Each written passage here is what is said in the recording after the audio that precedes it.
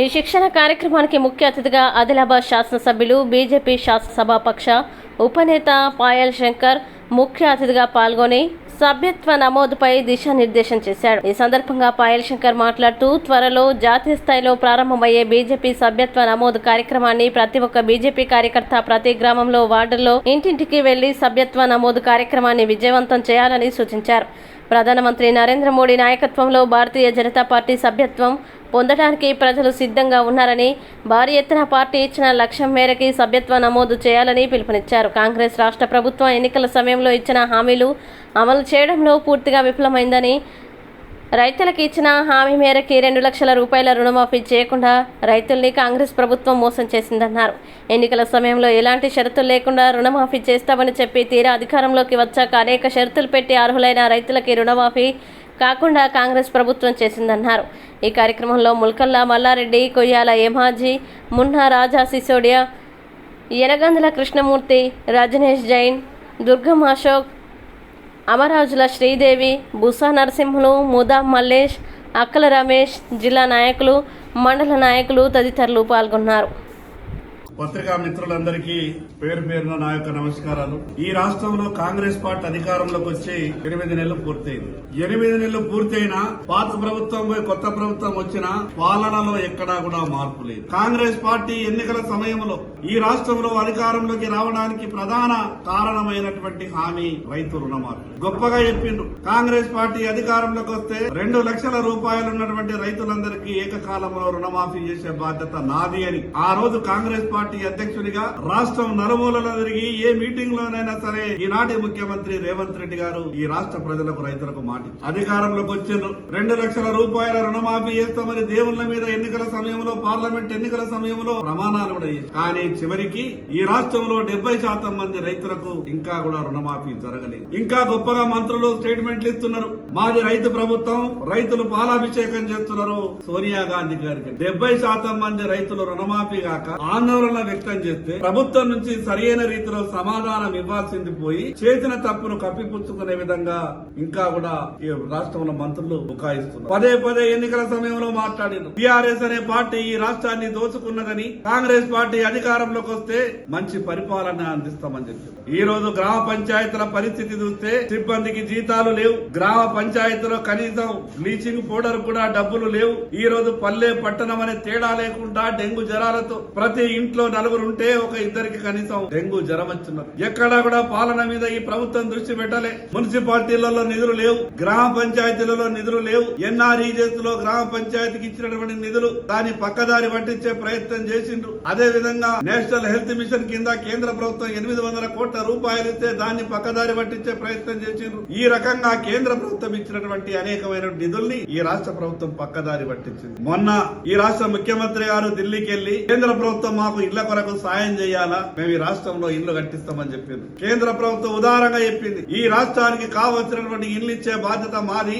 ఈ రాష్ట్రంలో ఇళ్లు లేనటువంటి పేదలు ఎవరున్నారో మీరు సర్వే నిర్వహించి మాకు ఒక సంఖ్య చెప్పాలంటే దాని మీద ఇప్పటి వరకు రాష్ట్ర ప్రభుత్వం నుంచి ఉలుపు లేదు, పలుపు లేదు. గతంలో టీఆర్ఎస్ ప్రభుత్వం, టీఆర్ఎస్ పార్టీ నాయకులు ఏ రకంగానైతే పోలీసు వ్యవస్థను అడ్డం పెట్టుకుని ప్రతిపక్షాలను అనగదొక్కే ప్రయత్నం చేసిందో ఆ పద్ధతినే ఈ రోజు కాంగ్రెస్ పార్టీ అవలంబిస్తా ఉంది. ఈ సందర్భంగా కాంగ్రెస్ పార్టీ నాయకులకు చెప్పదలుచుకున్నాం, పోలీసుల పహారా మధ్యన పోలీసుల సహకారంతో రాజకీయాలు చేసినటువంటి టీఆర్ఎస్ పార్టీకి ఏం గతి పట్టిందో ఒక్కసారి గతాన్ని నెమరేసుకోవాల్సిందిగా కాంగ్రెస్ పార్టీ నాయకులకు విజ్ఞప్తి చేస్తా ఉన్నా. అధికారం ఎవరికి శాశ్వతం కాదు. అధికారం ఉన్నదన్న అహంకారంతో మాట వరుసకు విమర్శ చేసినటువంటి ప్రతి కార్యకర్తని, ఏ పార్టీ కార్యకర్త అయినా సరే, ఏ పార్టీ నాయకుడైనా సరే, పోలీసులు మా చేతిలో ఉన్నారు కదా అని వేధించే ప్రయత్నం చేస్తే ప్రజలు తిరగబడే రోజులు వస్తాయి. ప్రజాస్వామ్యబద్ధంగా ఎన్నికైనటువంటి నాయకులు ప్రజాస్వామ్యబద్ధంగా విమర్శ చేస్తే విమర్శకు జవాబిచ్చే ప్రయత్నం చేయాలి. కానీ రాష్ట్రం మొత్తం మీద ఒక అరాచకమైనటువంటి పరిపాలన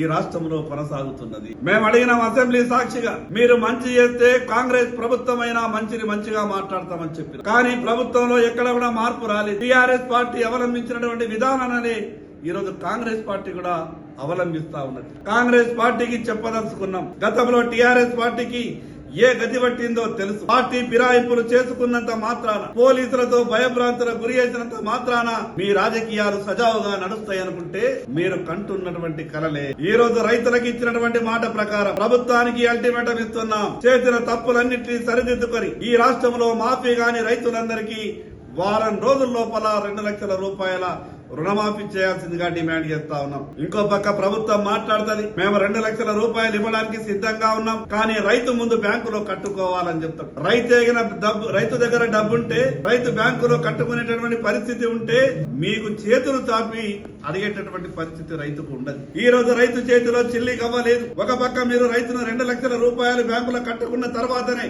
ప్రభుత్వం విడుదల చేస్తుందంటే ఇది పూర్తిగా రైతుల్ని మోసం చేసేటటువంటి మాట. రైతులందరి తరఫున ఈ ప్రభుత్వాన్ని డిమాండ్ చేస్తా ఉన్నాం. మీరు ఇస్తానన్నటువంటి 2 లక్షల రూపాయలు విడుదల చేయండి. మీరు ఇస్తానన్నటువంటి 2 లక్షల రూపాయలు రైతుల ఖాతాలో జమ చేయండి. పైన ఉన్నటువంటి డబ్బు 5,000, 10,000 రైతు దగ్గర ఎప్పుడుంటే అప్పుడు కట్టుకుంటాడు, లేదా బ్యాంకు దగ్గరికి వెళ్లి రెన్యువల్ అయినా చేసుకుంటాడు. కానీ మీరు తప్పించుకునే ప్రయత్నంలో భాగంగానే ఈ రకమైనటువంటి కండిషన్స్ పెట్టే ప్రయత్నం చేస్తున్నారు. కాబట్టి చేసిన తప్పులను ఇప్పుడైనా సరిదిద్దుకొని, ఇప్పుడైనా అధికారులతోని ఒక కోఆర్డినేషన్ గా వెళ్లి ఈ రాష్ట్రంలో పరిపాలనని గాడిలో పెట్టాలా. ప్రజలు ప్రభుత్వం ఏర్పాటు చేసే అవకాశం ఇచ్చింది ప్రజల సమస్యలని దూరం చేయడానికి. కానీ ఈ రోజు కాంగ్రెస్ పార్టీ పరిస్థితి చూస్తే 10 సంవత్సరాల తర్వాత అధికారం వచ్చింది కాబట్టి ఎక్కడ ఎవరు ఏం తప్పు చేసినా ఒకరికొకరు మనం సహకరించుకోవాలనే విధంగా కాంగ్రెస్ నాయకత్వం, మంత్రులంతా కూడా వ్యవహారం చేస్తా ఉన్నారు. ఈ రోజు గొప్పగా మాటలు చెప్పారు. ఆ రోజు 200 యూనిట్లు కరెంటు ప్రతి ఇంటికి ఉచితమని చెప్పారు. 201 యూనిట్ అయితే దానికి కరెంటు బిల్లు పంపిస్తా ఉన్నారు. మేము ఆ రోజు శాసనసభలో అడిగిన, గతంలో కూడా టీఆర్ఎస్ పార్టీ మోసం చేసింది ఇదే రకమైనటువంటి మాటలతోని. మీరు ప్రతి ఇంటికి 200 యూనిట్లు కరెంటు ఉచితంగా ఇవ్వాలనుకున్నప్పుడు 210 యూనిట్లైనా 220 యూనిట్లైనా మీరు పైన అయినటువంటి ఆ 10-20 యూనిట్లకు బిల్లు చేయాలని తప్పితే మిగతా 200 యూనిట్లకు మీరు ఉచితంగా మీరు ఇవ్వాలని చెప్పినాం. దాన్ని కూడా ఈ రోజు కాంగ్రెస్ పార్టీ ఆ హామీని కూడా మోసం చేసింది. అందుకే ఈ కాంగ్రెస్ ప్రభుత్వాన్ని, ఈ పార్టీని హెచ్చరిస్తా ఉన్నాం. చేసిన తప్పులను సరిదిద్దుకొని మీ పరిపాలనను గాడిలో పెట్టండి. ఏదైతే పెండింగ్ లో ఉన్నటువంటి రైతు రుణమాఫీ ఉన్నదో దాన్ని వారం రోజుల లోపల చేయాల్సిందిగా డిమాండ్ చేస్తున్నాం. లేని పక్షంలో రైతులందరినీ కూడా సమీకరించి రైతులకు మద్దతుగా, రైతుల బాధలు తీర్చే విధంగా భారతీయ జనతా పార్టీ రుణమాఫీ అయ్యే వరకు పోరాటం చేస్తుందని ఈ సందర్భంగా తెలియజేస్తున్నాం. జిల్లా హాజిపూర్ మండలంలోని వేపల్లిలోని ఓ ప్రైవేట్ ఫంక్షన్ హాల్లో PRTU TS జిల్లా సర్వసభ్య సమావేశం నిర్వహించారు. ప్రభుత్వ ఉపాధ్యాయులు కూడా అరకపట్టి పంటలు సాగు చేసే వారే కాబట్టి వారికి కూడా పంట రుణమాఫీ చేయాలని ఉపాధ్యాయ ఎమ్మెల్సీ కూర రఘోత్తమరెడ్డి డిమాండ్ చేశారు. సాగు చేసే ఉపాధ్యాయులకి కూడా రైతు భరోసా వర్తింపజేయాలని కోరారు. సోమవారం మంచిర్యాల జిల్లా PRTU జిల్లా కార్యవర్గ సమావేశంలో పాల్గొన్న రఘోత్తమరెడ్డి మాట్లాడుతూ దేశంలోనే ఎక్కువ సభ్యత్వాలు గల టీచర్స్ యూనియన్ PRTU అన్నారు. మా పోరాటాలతోనే విద్యారంగానికి మేలు జరుగుతోందన్నారు. SGTలకి స్కూల్ అసిస్టెంట్లు ప్రమోషన్లు రావడం PRTU పోరాట ఫలితమే అన్నారు. ఉపాధ్యాయ సమస్యలపై ప్రభుత్వంతో చర్చించడం ఫలితంగా 22,000 మంది ఉపాధ్యాయులకి ప్రమోషన్, 39,000 మందికి బదిలీలు జరిగాయని పేర్కొన్నారు. త్వరలో 5,450 మంది SGTలకి హెడ్ మాస్టర్లుగా ప్రమోషన్ రానుందని తెలిపారు. ప్రభుత్వ పాఠశాలలకి ఉచిత విద్యుత్తు, పాఠశాలల బలోపేతానికి ప్రభుత్వాన్ని వ్యతిరేకించి పోరాటాలు చేయడం ఫలితంగా నేడు పాఠశాలల అభివృద్ధితో పాటు ఉచిత కరెంటు లభిస్తుందన్నారు. గత బకాయిలు కూడా ఉపాధ్యాయులు చెల్లించవద్దని, అవి కూడా మాఫీ అయ్యే అవకాశం ఉందని సూచించారు. ఉపాధ్యాయుల ప్రమోషన్లకు టెట్ లింక్ అని ప్రభుత్వం చెప్పడంతో పెద్ద మొత్తంలో ఉద్యమం చేయడం ద్వారా ప్రభుత్వాల్లో కదలిక వచ్చి టెట్ నిబంధన తొలగించి ప్రమోషన్లు కల్పించారని గుర్తు చేశారు. ఫిట్మెంట్ పై రేవంత్ సర్కార్ చర్చలకు పిలువగా గత ప్రభుత్వం అయితే గత ప్రభుత్వం కేసే 2 దఫాలుగా 30-43% ఫిట్మెంట్ ప్రకటించినా కానీ ఉపాధ్యాయులు కాంగ్రెస్ కి ఓటు వేశారు. మీరు ఇప్పుడు అంతకన్నా ఎక్కువ ఇయ్యాలని సూచించామని తెలిపారు. రాష్ట్రంలో విద్యార్థులు, ఉపాధ్యాయులు సమస్యల పరిష్కారం కోసం పోరాటం చేసే ఏకైక యూనియన్ PRTU అని అన్నారు. ఏ పోరాటాలు చేయకుండా ప్రభుత్వాలు కల్పించిన వాటిని తమ పోరాటంగా కొన్ని సంఘాలు చెప్పుకుంటున్నాయని విమర్శించారు. CPS రద్దుకు రాజధాని ఢిల్లీలోని జంతర్ మంతర్ వద్ద 1000 మంది ఉపాధ్యాయులతో ధర్నా చేసిన ఏకైక యూనియన్ PRTU అని నినదించారు. 317 జీవోతో ఉపాధ్యాయులకి ఇబ్బందులు ఏర్పడ్డాయన్నారు. త్వరలో ఇంటర్ డిస్ట్రిక్ట్ బదిలీలకి ప్రభుత్వం ఒప్పుకుందని తెలిపారు. ఉపాధ్యాయ సమస్యలపై కేంద్ర ప్రభుత్వంతో చర్చలకు పోతే కేంద్రం 3 గంటల వ్యవధిలో రాష్ట్ర ఉపాధ్యాయ సమస్యల పరిష్కారానికి చొరవ చూపారని తెలిపారు. తమ సమస్యల పరిష్కారం కోసం ఏ ప్రభుత్వం ప్రభుత్వం అధికారంలో ఉంటే ఆ ప్రభుత్వానికి అనుకూలంగా ఉంటామని తెలిపారు. ఈ కార్యక్రమంలో PRTU రాష్ట్ర ప్రధాన కార్యదర్శి కమలాకర్ రావు, జిల్లా అధ్యక్షుడు అన్నారెడ్డి, జిల్లా ప్రధాన కార్యదర్శి కొట్టెశంకర్లు పాల్గొన్నారు. ఈ నెల పదవి విరమణ చేయనున్న రాష్ట్ర ప్రధాన కార్యదర్శిని శాల్వాతో సత్కరించారు.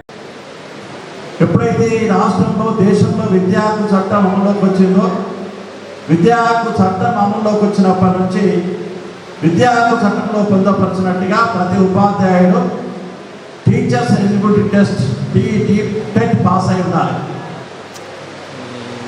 దానికి అనుగుణంగా రాష్ట్ర ప్రభుత్వాలు సంవత్సరానికి 2 సార్లు టెట్ పరీక్ష నిర్వహించాలి. ప్రతి నోటిఫికేషన్లో టీచర్లు రావడానికి అర్హులని ఇవ్వాలి. అందులో ఆ అంశాన్ని మనం తీసుకొని ఇవాళ రాష్ట్రంలో ఉండే 22,000 మందికి ప్రమోషన్లు ఇప్పించినాం, 39,000 మందికి బదిలీ చేయించాం. ఉన్నది 94,000 మంది టీచర్లు ఉంటే 1,10,000 మంది క్యాడర్ శక్తి రాష్ట్రంలో తెలంగాణ ఉపాధ్యాయుల సంఖ్య. ఇవాళ పనిచేస్తున్న వాళ్ళు 94,000 మంది, 22,000 మందికి ప్రమోషన్లు ఇప్పించి 39,000 మందికి బదిలీలు కల్పించాం. ఆ అంశాన్ని ఏం తీసుకున్నాము కేంద్ర మంత్రి దగ్గర, అధికారుల దగ్గర అంటే, మా రాష్ట్రంలో కేవలం 10 సంవత్సరాల 2 సార్లు మాత్రమే టెట్ నిర్వహించారు. ఆ 2 నోటిఫికేషన్లో ఉపాధ్యాయులు అర్హులు గారు, ఉద్యోగాన్ని సంపాదించిన వాళ్ళు మాత్రమే అర్హులని స్పష్టంగా పొందుపరచబడింది. అందుకే మా రాష్ట్రంలో ఉపాధ్యాయులు టెట్ పరీక్ష హాజరు కాలేదు, రాయలేదు. కాబట్టి మీరు వినాయింపాలని చెప్పి మన సంఘం పక్షాన ప్రాతినిధ్యం చేసి అక్కడ అధికారులకు మన విజ్ఞప్తిని విన్నపించినప్పుడు మంత్రి గారు వెంటనే స్పందించారు. మనం ఏం చేస్తున్నట్టు, సంవత్సరానికి 2 సార్లు పరీక్షలు పెట్టాలి కదా, మీరు ఎందుకు ఆ రాష్ట్ర ప్రభుత్వానికి సూచన చేయలేదు, ఎందుకు అడగలేరు, ఏం చేస్తుందని చెప్పి అక్కడ అధికారులను ప్రశ్నించడం జరిగింది మంత్రి గారు. సార్ ఇది కాదు, ఇక్కడ తెలంగాణ కాదు, ఈ దేశంలో హర్యానా రాష్ట్ర ప్రభుత్వంలో ఈ పరిస్థితి ఉంది. అక్కడ కూడా టెట్ పరీక్ష పెట్టలేరు, తెలంగాణలో కూడా టెట్ పరీక్ష పెట్టలేరు. ఇంతవరకు 2 రాష్ట్రాల్లో ఏ టీచర్ పరీక్ష రాలేదని తెలియజేస్తుంది అధికారులు మంత్రి గారు. వెంటనే వారు ఆదేశాలు ఇచ్చి ఈ 2 రాష్ట్ర ప్రభుత్వాలకు సూచనలు ఇవ్వండి, ఇవాళ లెటర్ పంపండి, వీళ్ళకు కూడా ఒక కాపీ ఇవ్వండి, టెట్ నుంచి రాష్ట్రంలో ఉండే టీచర్లకు వినాయకులు ఇవ్వని చెప్పి ప్రధాని గారు చేసిన సూచన వల్ల మనకి ఇలా ప్రమోషన్ వచ్చిన విషయాన్ని, PRTU చొరవతోటి ప్రమోషన్ వచ్చిన విషయాన్ని సందర్భంగా తెలియజేసుకున్నాం. ప్రమాదవశాత్తు ఇంగ్లి లింగయ్య కుటుంబానికి చెందిన 3 ఇళ్లు అగ్నికి ఆహుతయ్యాయి. ఇళ్లకు తాళం వేసి ఉండడంతో ప్రాణ నష్టం జరగలేదు. ఇంట్లోని బంగారం, వెండి సామాగ్రి, నిత్యావసర వస్తువులు, విలువైన వస్తువులు అగ్నికి ఆహుతయ్యాయి. సుమారు 8 లక్షల మేర ఆస్తి నష్టం వాటిల్లిందని అంచనా వేశారు. చుట్టుపక్కల వారు మంటల్ని ఆర్పే ప్రయత్నం చేసినా లాభం లేకపోయింది. స్థానికులు వెంటనే ఫైర్ సిబ్బందికి సమాచారం ఇవ్వడంతో ఫైర్ సిబ్బంది మంటల్ని ఆర్పే ప్రయత్నం చేయగా అప్పటికే ఇల్లు పూర్తిగా కాలి నేలమట్టమైంది. తమ ఇల్లు అగ్నికి ఆహుతై తమకు నిల్వ నీళ్లు లేకుండా పోయిందని బాధిత కుటుంబం ఆవేదన వ్యక్తం చేస్తూ కన్నీరు మున్నీరయ్యారు. బాధిత కుటుంబాన్ని ప్రభుత్వం ఆదుకోవాలని స్థానిక ప్రజలు కోరారు.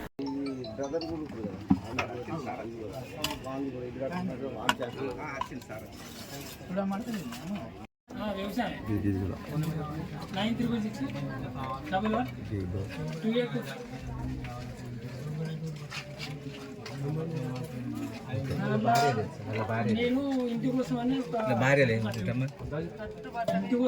డబ్బులు తీసుకొచ్చాను.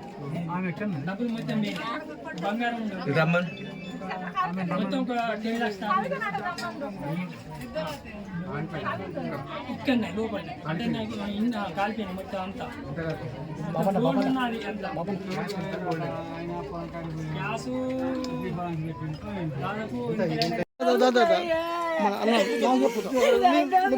బాగా చెప్పమ్మా.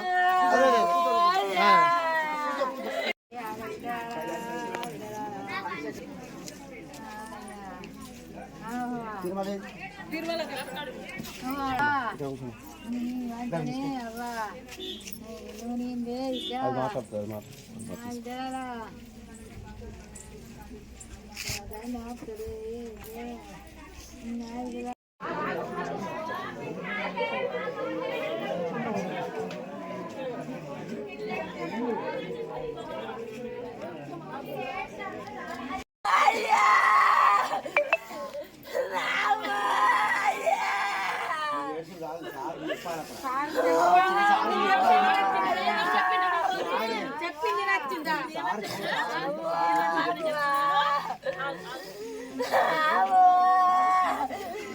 నీ కాళ్ళ ఇంగిల్ లింగయ్య మాది ఆసనాల గ్రామం చెన్నూరు మండలం మంచిర్యాల జిల్లా. మేము పనికి పోయినాం. ఇంట్లో ఏం జరిగింది ఇక భగవంతుడు తెలుసు. మేము తలుపులు వేసుకున్నాం, తాళాలు వేసుకుని పోయినాం. బయటలు చూసి పొగెళ్తానని ఫోన్ చేసేసరికి వచ్చేసరికి ఇల్లు కాలింది, కూలింది. ఇంట్లో మాత్రం పైసలు ఉండే ఎంగేజ్మెంట్ కొరకు పైసలు తీసుకున్నా 7 లక్షలు. బంగారం 5 తులాలకు 5-6 తులాలకు బంగారం ఉండే. బంగారం కాలిపోయింది, పైసలు కాలిపోయినాయి. ఏం లేకుండా కట్టుబట్టతోటి బయట ఉన్నాం మేము. మా దగ్గర ఏం ఆశ అనేది ఏం లేదు, ఏం సుఖం లేదు. ఇక మా దగ్గర ఏం లేకుండా కట్టుబట్ట అంటే బట్ట చూడలేదు. ఇక బయట కట్టుబట్టతో వెళ్ళినాం బయట. ఏం దగ్గర ఏం లేదు. మమ్మల్ని భగవంతుని మరి అధికారులు ఏం చెప్తారు. ఇక మాది బయట పడ్డది. పనికి పోయినాం. ఇంటికాడ లేకుంటున్నాయి. ఇప్పుడు అందరం ఎవరైనా లేదు ఇంట్లో. అది ఎట్లా జరిగింది మాకు ఇక దేవుడికి తెలుసు. అది కాకపోతే ఇంట్లో పైసలు ఉండే 3 లక్షల దాకా ఉంది. బంగారం అంతా 4 తులాల దాకా బంగారం ఉండే. తమ్ముడు కూడా ఉండే. తమ్ముడు కలిసే ఉంటాం. ఇల్లు ఒకటే కలిసి ఉంటుంది. ఇక ఆయన రూమ్ ఉంటుంది, నేను రూమ్ ఉంటాను. ఓన్లీ నాదే బంగారం 4 తులాల దాకా పోయింది. పైసలు కూడా 3 లక్షల దాకా పైసలు కానీ అన్నీ ఎల్ఎస్ కాగితాలు కానీ నాణులు కానీ పాస్బుక్లు కానీ ఏం లేదా మొత్తం కలిపింది. అంత మొత్తం ఇంచుమించు 15 లక్షల ఆస్తి కాలినట్టే. ఏం లేదు. ఈ బట్టలు ఏం లేదు. ఆ బట్టలు చూద్దాం. బయట ఉన్న బట్టలు తీసుకుపోయి ఇంట తాన కలిసిపోద్దాన్ని ఇంత వారి బయటకు పోయినా బట్టలు చూద్దాం. అది నాది ముచ్చుగారమా ఏమో కానీ బయట ఉన్న బట్టలు చూద్దాం. గ్రామం చెందూరు మండలం పేరు శ్రీను, ఇంగిలి కవిత. గ్యాస్ లీక్ అయ్యి సార్ మేము పొలం కాడికని వెళ్ళినాం. ఆడికి పోయే వరకు మొత్తం ఈ ప్రజలు చూసి మొత్తం మేము పొగెళ్తాం వచ్చే వరకు మేము చూసే వరకు మొత్తం ఇల్లు కాలింది సార్. మొత్తం లేకుండా 10 లక్షల రూపాయలు నేను ఇల్లు మొదలు పెట్టుకున్నా. 10 లక్షలు చిట్ట పెట్టుకున్నా. 2 తులాల బంగారం ఇంట్లో ఉండే. కమ్మలు, మాంటీలు, నక్లీస్ ఉండే. మొత్తం కాలిపోయినాయి సార్. ఏం లేకుండా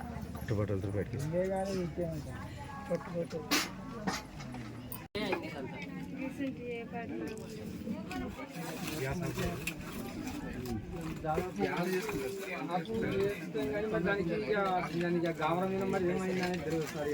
అది మనల్ని కాళ్ళు చూసిందా తెలియదా నేర్చుకుంటాం. ఇవన్నీ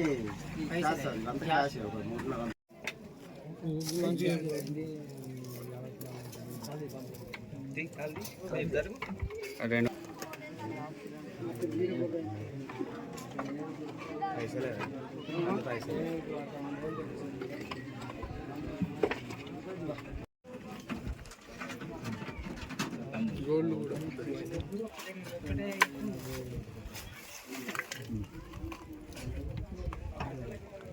ఇటు కేకు ఫోటో కూడా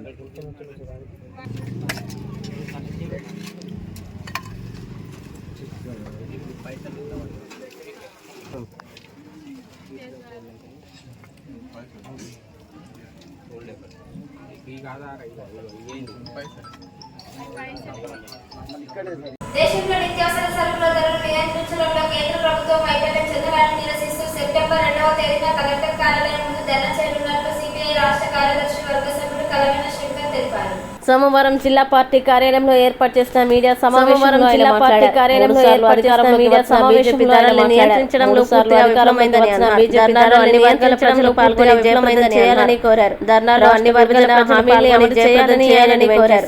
రాష్ట్ర విభజన హామీలను అమలు చేయాలని ఆయన ఇచ్చిన హామీలను ప్రభుత్వం ఎన్నికల చేయాలని కోరారు. ముఖ్యంగా రైతుల సమస్యల్ని పరిష్కరించిన హామీలను ఈ నెల 27న రైతుల సమస్యలపై రైతుల సమస్యల్ని పరిష్కరించాలని సంఘీభావం ప్రకటిస్తున్నారు. రైతుల సమస్యలపై తలపెట్టిన ఆందోళనకు కలీంపై సంఘీభావం తదితరులు పాల్గొన్నారు. ఈ సమావేశంలో జిల్లా కార్యదర్శి లక్ష్మణ్, కలీందర్ ఖాన్ తదితరులు పాల్గొన్నారు.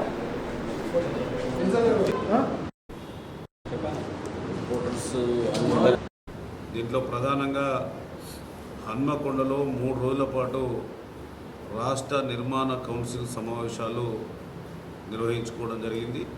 దానికి ఈ దేశంలో ఉన్నటువంటి రాజకీయ పరిస్థితులపైన పూర్తిగా ఆ నిర్మాణ కౌన్సిల్లో చర్చించడం జరిగింది.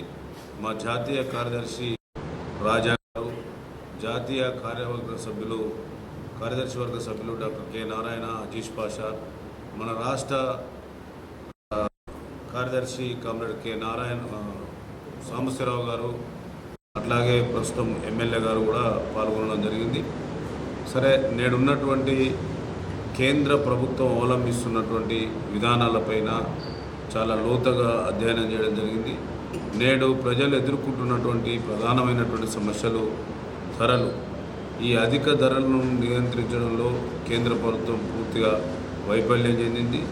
సామాన్య ప్రజానికం ఇవాళ ఏ మాత్రం కూడా అంటే నిత్యావసర వస్తువుల కొనుగోలుకు సంబంధించిన దాంట్లో పూర్తిగా ఇబ్బంది పడేటువంటి పరిస్థితి వచ్చింది. కాబట్టి ఈ అధిక ధరలను నియంత్రించలేనటువంటి కేంద్ర ప్రభుత్వ విధానాల పట్ల రేపు 2వ తారీఖు రోజు కలెక్టర్ ఆఫీసుల ముందు సిపిఐ దాని అనుబంధ సంఘాలన్నీ కూడా కలిసికట్టుగా ఇవాళ అధిక ధరలను నియంత్రించడంలో కేంద్ర ప్రభుత్వ వైఫల్యాల విషయంలో ప్రజలకు పిలుపునివ్వడం జరుగుతూ ఉన్నది. జిల్లా కలెక్టర్ కార్యాలయాల ముందు ఈ నిరసన కార్యక్రమాల ద్వారా కేంద్ర ప్రభుత్వానికి ఆనాడు గతంలో 2 సార్లు గెలిచి ఉన్నారు, ఇప్పుడు మళ్ళీ 3వసారి గెలిచినారు. ఎన్నికలకు పోయే ముందు ఇచ్చేటువంటి మాటలకు ఎన్నికల తర్వాత వ్యవహరించేటువంటి తీరుకు బాగా తేడా ఉన్నది. ఇలా ప్రజలు జీవన విధానాలకు అనుగుణంగా ధరలు నియంత్రించాల్సినటువంటి బాధ్యత కేంద్ర ప్రభుత్వం అనేటువంటి విషయాన్ని ఈ సందర్భంగా తెలియపరుస్తాను. అట్లాగే తెలంగాణ ఆకాంక్షల మేరకు, తెలంగాణ ప్రజల ఆశయాల మేరకు ఆనాడు ఉద్యమ సందర్భంగా సాధించుకున్నటువంటి ఈ తెలంగాణలో ఆనాడు విభజన సందర్భంగా ఇచ్చినటువంటి హామీలను కూడా పారదర్శకత్వంగా అమలుపరచాల్సినటువంటి బాధ్యత కేంద్ర ప్రభుత్వం పైన ఉన్నది. వాటిని అమలుపరచక రాజకీయ జోక్యాలతోని వాళ్ళకు నచ్చని ప్రభుత్వాలు రాజ్యాధికారంలో ఉన్న చోట బడ్జెట్ను కూడా నియమించలేనటువంటి దుస్థితి. అంటే ఇది ప్రజాస్వామ్యానికి గొడ్డలి పెట్టు అనేటువంటి విషయాన్ని ఈ సందర్భంగా గుర్తు చేస్తాను. కనుకనే ఇలా కేంద్ర ప్రభుత్వం అవలంబించేటువంటి తీరు ఎక్కడైతే ప్రభుత్వాలుగా ఏర్పడుతూ ఉన్నాయో, ప్రజల ఆకాంక్షల మేరకు ప్రజాస్వామ్యయుతంగా ఎన్నుకోబడినటువంటి ప్రభుత్వాలపైన దాడులు చేసేటువంటి ప్రక్రియను కూడా కేంద్ర ప్రభుత్వం విడనాడాలనేటువంటి ఉద్దేశంతోనే ఈ అధిక ధరల నియంతృత్వం, అట్లాగే ప్రజాస్వామ్యాన్ని నిలబెట్టుకోవాలనేటువంటి అంశాలపైన 2 తారీఖు జరిగేటువంటి ఈ ఆందోళన కార్యక్రమంలో యావత్తు పార్టీ అంతా కూడా పూనుకొని ఇలా కేంద్ర ప్రభుత్వానికి కనువిప్పు తీసేటువంటి పద్ధతులలో మన పోరాటం, మన ప్రజా కార్యక్రమాన్ని అందరూ కూడా భుజానేసుకొని ఇవాళ ఆ కార్యక్రమాన్ని విజయవంతం చేయాలని చెప్పి సందర్భంగా విజ్ఞప్తి చేస్తాను. అట్లాగే మన ప్రభుత్వం ఇది ప్రజల ప్రభుత్వం, అది అందరి భాగస్వామ్యంతో ఇలా సిపిఐ కాంగ్రెస్ కలయికతో ఏర్పడినటువంటి ఈ ప్రభుత్వం ప్రజలకు ఇచ్చినటువంటి మాటలు విస్మరిస్తే 10 ఏళ్లలో ప్రజల ఆకాంక్షల మేరకు ఏర్పడినటువంటి ప్రభుత్వం ఇవాళ చిత్తుగా ఓడిపోయింది. కనుకనే ఆ ఆకాంక్షలను నెరవేర్చుకోవాలని చెప్పి ఇలా ఈ ప్రభుత్వానికి పట్టం కట్టిరు. రాజ్యాధికారంలో కూర్చున్నది. కాంగ్రెస్ ప్రభుత్వం మంత్రులు ఆలోచించాల్సినటువంటి అవసరం ఉన్నది. ప్రజల అవసరాలకు అనుగుణంగా మీ అడుగులు వేయాల్సినటువంటి అవసరం ఉన్నది. ఇలా రైతు బంధు, రైతు రుణమాఫీ ఇట్లాంటి విషయాల పట్ల రైతులకు దూరం కావద్దు అనేటువంటి విషయాన్ని ఈ సందర్భంగా తెలియపరుస్తూనే రేపు 27వ తారీఖు నాడు రైతు సంఘం పిలుపు మేరకు సిపిఐ మద్దతును ప్రకటిస్తూ ఉన్నది.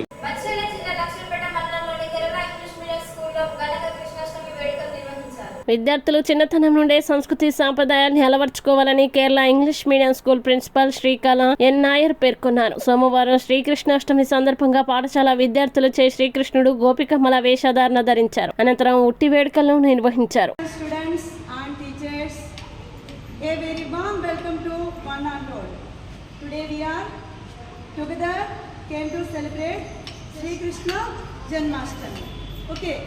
Once again, I welcome to all. In this joyous and special occasion, I would like to speak few messages. Okay. So the first one is, you have to do your work with dedication. The Lord Krishna teaches the importance of the selfless action and duty. So you have to perform our duty with dedication. Okay, understand? So in this occasion, we should remember the teachings of Lord Krishna, and we have to strive his teachings and messages to strive to embody them in our lives. Okay, so dear children and teachers, as a students, as the educators, we have to follow 3 points in our life. The first one is, let us be dedicated our duty. First one is dedicated our duty. Then second point is that find joy in our action. Find joy in our action. What we do, we have to find joy. What is the meaning of joy? Happiness. What is the meaning of joy? Happiness. So we have to find happiness in what we do. Okay. The third point is maintain the faith in the face of